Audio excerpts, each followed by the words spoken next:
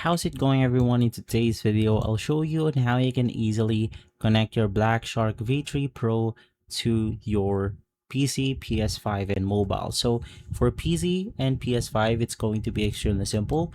You want to go ahead and use the included wireless USB dongle for the headset.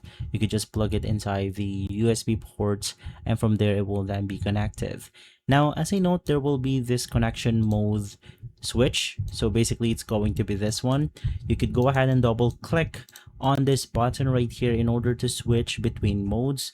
So if it's not allowing you to hear the music or the sound from the connected device, you could double press on this button to switch between Bluetooth mode and the USB dongle mode. If you want to connect it to your mobile devices, we could do this by using the Bluetooth connection. You want to press the power button for at least 5 seconds, and then if it's flashing blue, this means that it's ready to be connected. You can just head over to your Bluetooth settings or connections, look for the Razer headphones right here, and from there you are good to go. If this video has been helpful, leave a like, subscribe, and follow us for more videos like this. Thanks for watching.